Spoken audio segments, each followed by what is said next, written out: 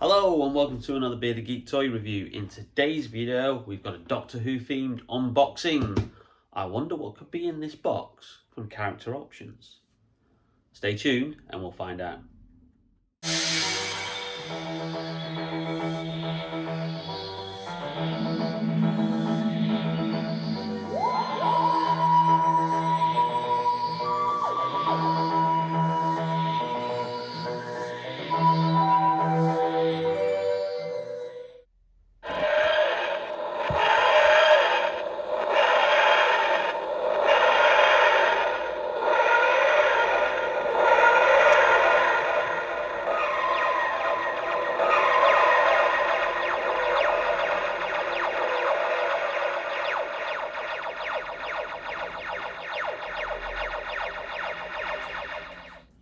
So if that little introduction didn't give it away, and also the title of the video, which is probably why you're tuning in anyway, hasn't also given it away. Let's get this box open and find out what's in the contents, as if you don't already know. So I just have to be very, very careful. Very well packaged from Character Options. You can't say that they don't shirk on the whole packaging. Thanks for watching. Welcome back.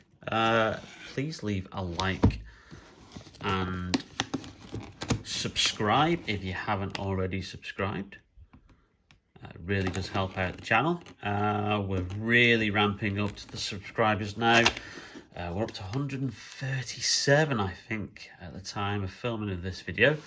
Now, this arrived on Saturday. Ordered it last Thursday, arrived on Saturday. Unfortunately, I couldn't do a video on the day it arrived because I was away for the weekend, seeing family members, my partner's family down in Wales, because obviously due to restrictions and stuff, we hadn't been able to get down there quite as often as what we would like.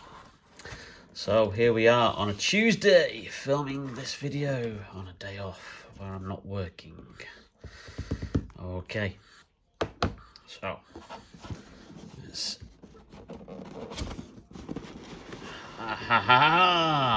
there we go.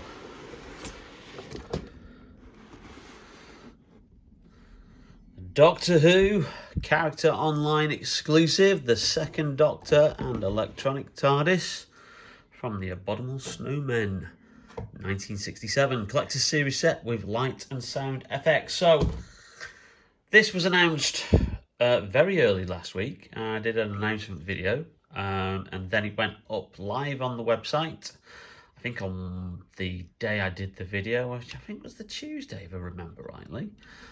It's still in stock, so there's still a few left of this at the time of filming. But yeah, this is a Character Online exclusive, similar to the Chase Jungles of Machinus Dalek set from last year, which obviously I did a video on last year when they did that one. So you cannot get this in B&M stores. This is exclusive to Character's website only, and they do have the address there. So if you want to go on and order this whilst it's still in stock, so it's www.character-online.co.uk. And unlike the recent TARDIS sets that we've had from B&M, this one is an electronic one. Now, bar the 13th Doctor TARDIS set, which was available in certain retail stores like Argos and also available on Amazon and in Forbidden Planet, this is the first classic electronic TARDIS set that we've had, basically, I think, for about 10 years, since the original Forbidden Planet exclusives that were done in 2010 and 2011. So it's been quite a while since we've had this.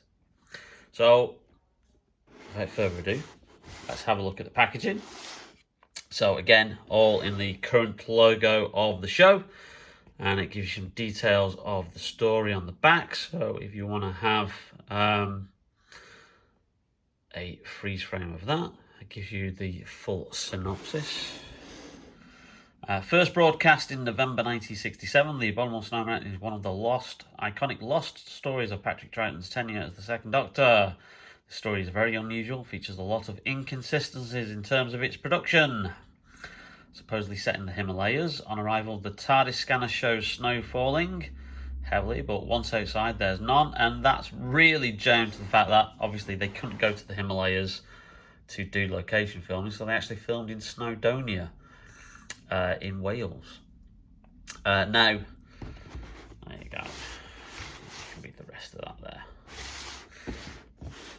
Now, for those of you who are eagle-eyed and will obviously have a little bit of history knowledge of the show, you will see that there is one thing that's glaringly obvious wrong about that TARDIS. Now, can you guess what it is? For all you classic fans who obviously know, put it down in the comments, but I'll talk about it once we get the TARDIS set out and we have a closer look at both the TARDIS set and the Second Doctor figure. So here's the inner packaging, and as usual there's a nice little kind of diorama in the background which you can just about see, which is of the Snowdonia mountains, which filled in for the Himalayas for the story. Now, I will tell you obviously what is glaringly wrong with this TARDIS. I'll just push that a little bit to the side there, and we'll show you the first Second Doctor TARDIS set that we got, which was a B&M exclusive. That's this one here. So obviously this was in a darker blue, almost like a black and white one, and this was based on its appearance in the War Games. Now what's the obvious thing you can see? Yeah, that's right, the pull to open sign, which is always traditionally on the left hand side, left hand door of the TARDIS itself, is actually on the wrong side in this version. And that's not a error on character options side, that's actually story accurate to how the TARDIS appeared on film on the story. So the story goes that obviously the TARDIS is only I think only ever seen in the location filming on the Snowdonia mountains, and legend has it that the prop assistant or whoever built the TARDIS prop for the filming of this particular story basically just put the doors the wrong way round and put that door on that side instead of on that side. And you know, it's I suppose a simple mistake to make, and nobody picked up on it, nobody noticed it until obviously all the filming was done and in the bag. So that's the only ever time in the show's history that you get the iconic police telephone for calls, use of the public. Pull to open sign is on the right hand side, the right hand door of the police box, rather than on the left hand side. Anyway, enough about that. Let's get the TARDIS actually out of the packaging. Let's get the Second Doctor out of the packaging, and let's have a closer look of both. So, as with previous TARDIS sets, the TARDIS was actually screwed in, so we had to unscrew the thing, and then just usual kind of like, I won't even call them cable ties, probably just things that had to be cut to release the Second Doctor figure. Now, interestingly, character have gone back to this plastic kind of thing that keeps the doors in place, rather than the tape that they'd used for the last several B&M TARDIS sets, because there were complaints, I think, that I saw that when they were using tape, it was actually taking up some of the paint on the actual TARDIS set itself. So it's nice that they appear to have listened. Okay, so as I was saying, it's nice that they've replaced the sticky tape with the more plastic kind of like retainer there. It does in turn make those doors very, very difficult to open, and almost like they're almost bending there, which isn't very good at all. So I'm just going to try and get this off camera, because what I don't want to do is damage the actual TARDIS itself, because we don't seem to be able to get those doors open, which is a huge concern there. So just bear with me a second. Okay, so that was a bit of a struggle, but simply all that we had to do was cut that at the rear, and then simply try and just like pull it and thread it through the doors, and that's now done. So the doors do open with ease, and as you can see, standard TARDIS, there's nothing actually in there. There's no diorama or anything. All you just see is the mechanism of the electronics that emit the sound at the back. So as usual, if you want the doors closed, that just clicks into place, and then there's a little button on the floor to then close the right side of the doors there. Now, before we get into the electronic aspects of this new TARDIS set, let's have a look at this brand new Second Doctor figure, as portrayed by Patrick Troughton, and given his appearance of how he looked in this particular story. Now, as you can see, he is wearing a big fur coat, and there was another occasion that he wore a big fur coat, and that was in the 20th anniversary special, The Five Doctors. Now, I believe this was originally sculpted for from that particular story, and due to be released several years ago. So the prototypes and the sculpts were done, but then obviously when the range was kind of like winding down around about 2013, 2014, due to like retailer disinterest and the fact that some of the Forbidden Planet sets weren't selling as well as they expected, and they kind of like discontinued their exclusivity deal before B&M took on the figure range. So this kind of like has been in the planning stages for quite some time. So as you can see, there he is, an excellent likeness, great sculpt there. And I'll just bring in the original Second Doctor figure, which was first released back in 2008, I believe. What was it, 2009? One of those years. And as you can see, it's exactly the same sculpt. But what we do seem to have here is there does seem to be a lot better paint job on this particular figure. Some more detailed kind of like wash there in the hair. Almost given a couple of like grey streaks. I almost say this is the Fifth Doctor version, because obviously he has slightly grey hair, because Patrick Troughton was obviously a lot older in that particular story. And the eyes are painted a lot better on this figure than the original version. But you can see obviously the elements of his costume in the underneath the fur coat. So there you can see his spotted bow tie. And then just have a quick look at the trousers. Obviously slightly different trousers, and the shoes are virtually identical, but just painted differently. I think they're painted brown to look more like kind of like boots, or like, you know, kind of like hiking boots that he may have worn for the story. I'm not particularly sure if that's 100% screen accurate, but overall it's a great figure, and it's a great little variant to have, because Patrick Troughton really didn't have that much of a variance to his particular costume. Occasionally just changed the handkerchief and the bow tie, and obviously the check trousers. So the detail on this fur coat is very good, very amazing, and a great paint wash on there. And obviously there's articulation in the arms, you can move the arms around.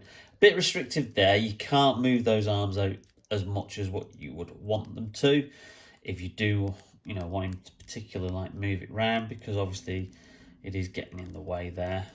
But that's no biggie, because I don't think that's a particular thing. So it's only if you were to kind of like have him with his arms above his head that you can then get a proper movement in those arms. But I don't think that's too bad a deal there. I think that's a very good figure. A nice variant to have for the second Doctor. So we'll put him to one side there. I'll put him in the middle. Did notice he is a little bit wobbly on the old feet. I think that's just because he seems to be top heavy, because the fur coat is a big solid piece of plastic. So he does seem to be quite top heavy due to that. So let's have a closer look at the TARDIS now. Now, in essence, this is essentially the same TARDIS set that we got from B&M. Obviously, the main difference is that it is electronic. The pull to open sign is on the right rather than the left. We do have a bulb in the lantern at the top, but yeah, a completely different wash to, oh dear. So, as I was saying before, Patrick took a bit of a tumble there. It is essentially the same police box. It's the same kind of design, same flat top roof that the TARDIS had throughout the second Doctor era. Like I say, there is a wash all the way around it.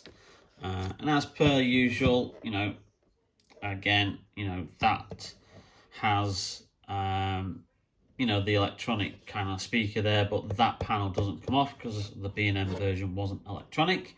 However, this one does, and you can see obviously that's where the screw is to take that out and put batteries. It takes 3 double A's, I believe. And obviously on the bottom, similar to the other one. Now on obviously like the non-electronic version, you don't have any switch and any sensor at all. But on the electronic version, there you go, the on-off switch and then the sensor. So when you place the TARDIS down on the ground, it will then go into landing mode. And then when you obviously lift it up and release it, it will go into takeoff mode, and has, I believe, the sound chip in this, according to the video that Alistair Dewar of the guy in charge of the Doctor Who figure range for character options, he did a YouTube video. He said that this time the sound chip in this particular electronic TARDIS has more than just the 2 sounds that usually are in this. So it's not just the standard takeoff and landing, there are a few other sounds in there. So without further ado, let's give that a test and see what this electronic TARDIS does.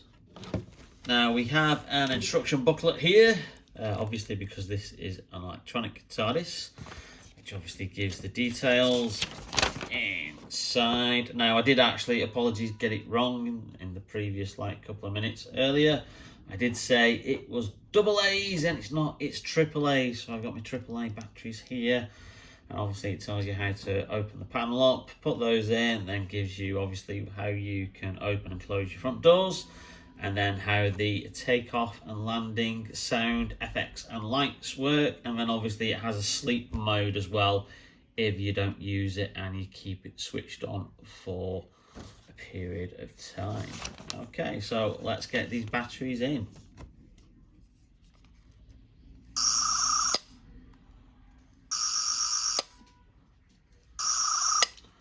That's weird.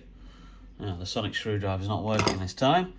I think we'll have to go with the old-fashioned screwdriver route. So we've got the panel off now, so let's get the batteries put in.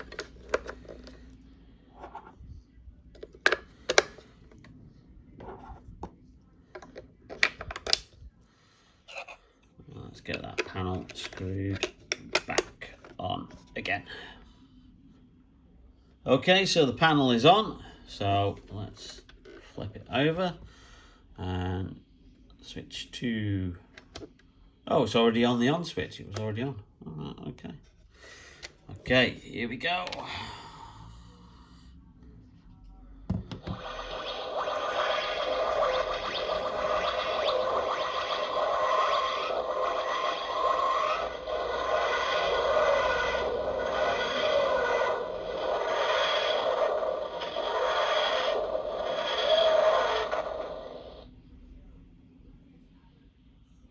Now interesting, usually what you get is you do get that lamp flashes for a couple of times, about 5 seconds after the materialization sound has stopped, which doesn't appear to be doing that on that one. Now let's get the takeoff sound.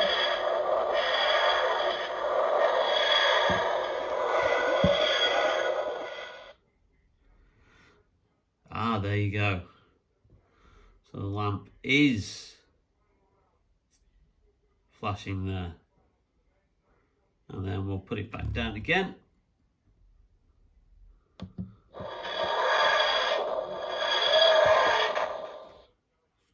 That's very brief, that one.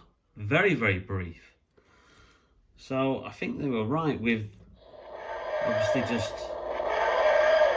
the variation of sounds that you can get with this particular sound chip on here.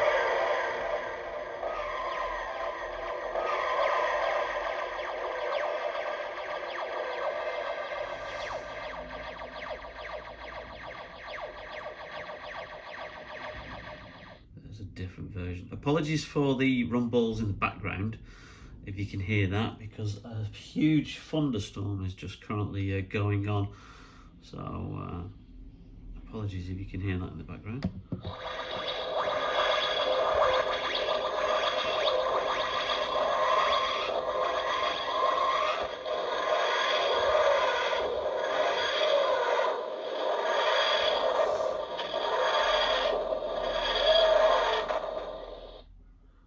There you go, a longer materialization sound there. And then if you open up,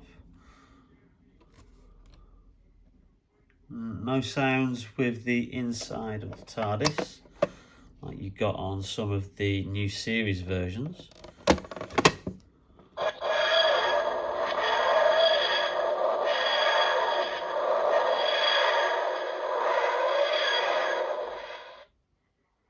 Another shorter version there. So all in all, that's a very cool effect. I really do actually like the yellow lantern. I'm not sure that's particularly screen accurate, but I think it works really, really well. Obviously, we probably weren't even aware of obviously whether it was a yellow light for a story that was filmed in black and white. But yeah, that's really cool to have another electronic TARDIS at last for the range. So really, really cool addition. This is $39.99 from the Character Options website. Like I said, this is not a B&M exclusive. This is exclusive to Character Options website only, and obviously it's limited stock.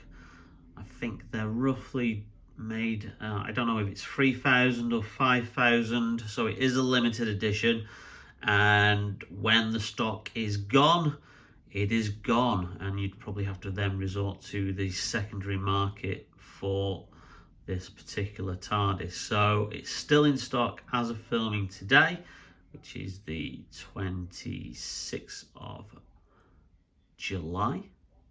So I'll leave a link in the description, as well as a link to last year's Character Options online exclusive, which was the Jungles of Mechanics Dalek set. But there you go, a great set.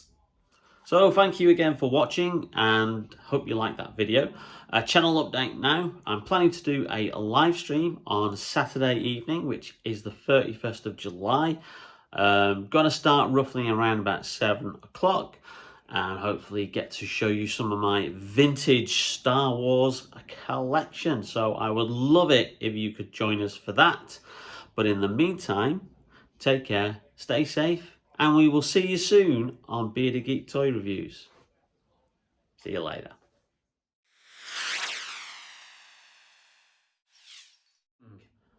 I wonder what could be in here. Stay tuned and we'll find out. Whoa. It's been a real... So I hope you like that video and thank you very much for watching. A channel update now.